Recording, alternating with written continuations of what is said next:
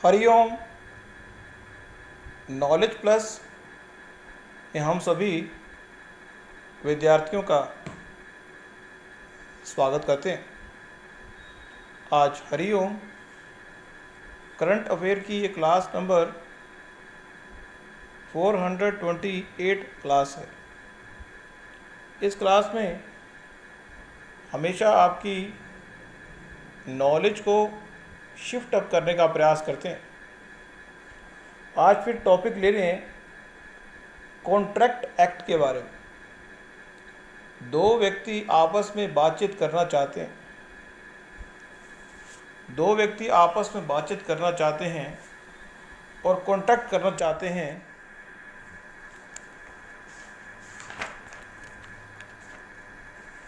क्या करना चाहते हैं? कॉन्ट्रैक्ट कि किसी एग्रीमेंट को करना चाहते हैं। आप अगर दुकान पे जाएं और दुकान पे दुकानदार से एक प्रकार का एग्रीमेंट करते हैं। दुकानदार कहता है ये पेन है 10 रुपये का, आप लेना चाहते हैं, तो आपने कहा यस, आपका एग्रीमेंट हो गया। लेकिन जब एग्रीमेंट हुआ तो आपने कंसर्ट दी, हाँ लेना चाहता हूँ, और पेन जो है वो एक प्रोडक्ट हो गया। तो जब भी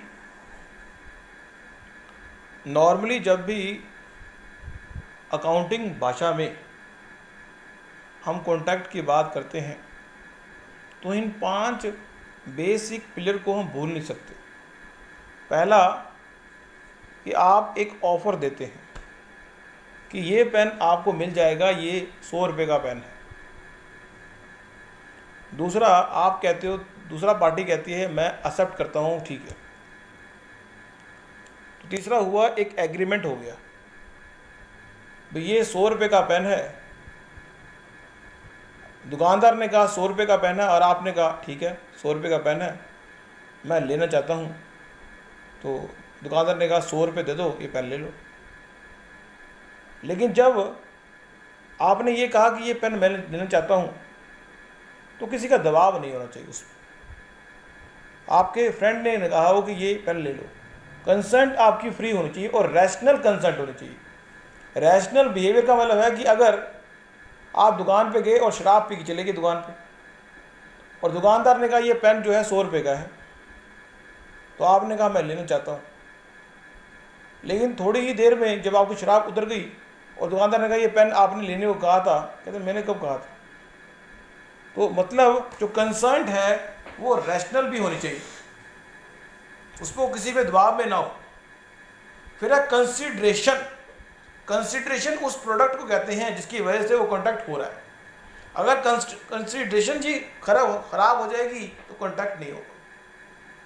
यहाँ पे ये 5 टर्म को हम डिफाइन करने का प्रयास कर रहे हैं और आज की जो टॉक है उसमें ये फोकस किया जाता है। ये जो है कॉन्ट्रैक्ट के बारे में अगर बात करें, अगर किसी कंपटीशन एग्जाम में कॉन्ट्रैक्ट एक्ट है तो ये 5 चीज़ें ध्यान रखने वाली होती। अब 5 के बाद ये 5 चीज़ें तो होगी, ठीक है, लेकिन इन्फोर्समेंट बाय लॉ, अगर कॉन्ट्रैक्ट लिखित रूप में हो और उसमें लिखा हो कि गवर्नमेंट का दखल होगा अगर ये कॉन्ट्रैक्ट ब्रीच हुआ, तो स्थिति में इन्फोर्समेंट बाय लॉ अगर है तो वो कॉन्ट्रैक्ट को वैलिड मानेंगे। अगर इन्फोर्समेंट बाय लॉ नहीं है तो कॉन्ट्रैक्ट को वैलिड नहीं मानेंगे। कॉन्ट्रैक्ट तो है लेकिन वैलिड नहीं है। म्यूचुअल अंडरस्टैंडिंग से कोई भी कॉन्ट्रैक्ट हो रहा है वो कॉन्ट्रैक्ट तो है लेकिन वो वैलिड कॉन्ट्रैक्ट नहीं है। वैलिड कॉन्ट्रैक्ट वो होता है जो लॉ द्वारा इन्फोर्समेंट हो सकता है कि अगर कॉन्ट्रैक्ट को बीच किया गया तो दोनों पार्टियों में से जो भी रिस्पॉन्सिबल होगा उसको उसका भुगतान करना पड़ेगा। अगले पॉइंट पे आते हैं, वो है नॉर्मली जब हम मनी की टर्म में बातों को डिफाइन करते हैं तो मनी की टर्म में चीज़ों को डिफाइन करते हुए जीडीपी की बात करते हैं, किसी की बात करते हैं। तो जब हम पैसे को डिफाइन करते हैं तो इंडिया में अगर हम पैसे को डिफाइन करते हैं तो हम कहते हैं कि इतने पैसे, बस इतने रुपए, 1 लाख, 2 लाख, 3 लाख, 4 लाख, ऐसे करोड़, अरब ऐसे डिफाइन करते हैं। लेकिन यही हम पैसे को अगर हमें अमेरिका में डिफाइन करना है तो हम उसको डिफाइन कैसे करते हैं? डॉलर में करते हैं कि $5 हम यहाँ पे कहते हैं रुपीस, 1 करोड़ रुपया दे दो मुझे, मैं दे दूंगा। अब वहाँ पे अगर ये कहा जाए, यहाँ पे समझने वाली बात यह है कि करेंसी आप 75 रुपीज़ लेके विदेश चले गए। जब विदेश चले गए तो उन्होंने कहा कि आपका जो भी पैसा है उसको हमारी इंडियन करेंसी में कन्वर्ट करके आप वहाँ पे कुछ चीज़ परचेज कर सकते हो। तो आपको अपने पैसे को उस देश की करेंसी में कन्वर्ट करना होता है जिस देश में आप जा रहे हो। अमेरिका जा रहे हो तो डॉलर में कन्वर्ट करोगे। आप 75 रुपीज़ दिए, उन्होंने $1 दे दिया आपको। कंसेप्ट समझा रहा हूँ। मीन्स कहने का मतलब है कि आपकी जो कीमत है वो डॉलर के रूप में काउंट की जाएगी। यदि आपने 75 रुपीज़ दिए तो 75 रुपीज़ के इवज में आपको मिलेगा $1। इसी तरह से यदि $75 लेके आप अमेरिका से यहाँ पे इंडिया में आए और $75 को आप कन्वर्ट करने का प्रयास करते हैं इंडियन रुपीज़ में, तो 75 इंटू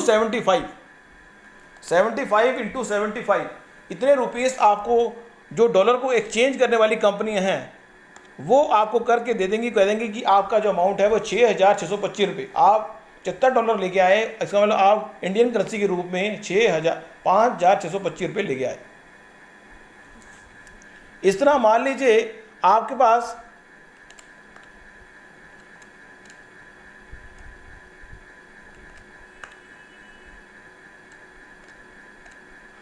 ₹7,500 हैं। आप कहे कि मेरे पास इंडियन करेंसी के रूप में 7,500 हैं, तो उन्होंने कहा 750,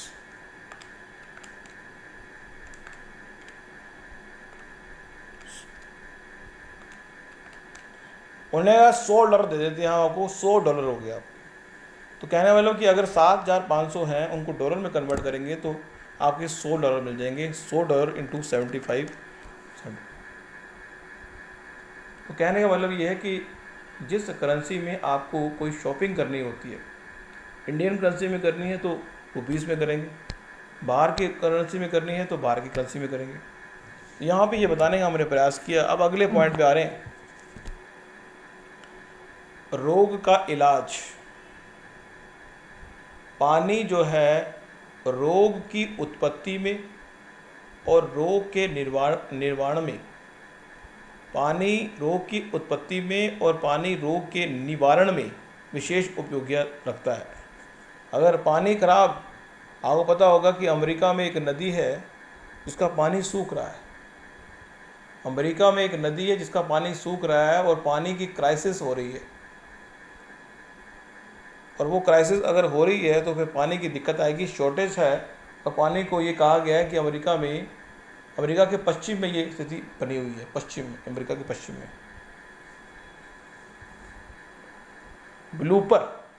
ब्लूपर एक टर्म है जिसको हम डिफाइन करने का प्रयास कर रहे हैं। ब्लूपर, लूप होता है, लू नहीं करना, लूपर नहीं, ब्लूपर एक टर्म है। आपने अक्सर अगर किसी फिल्म को देखा और फिल्म को देखने के बाद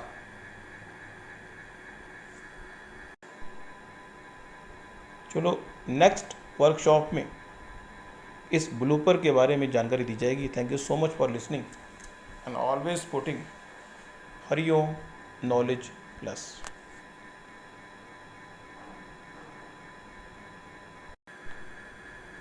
हरिओम।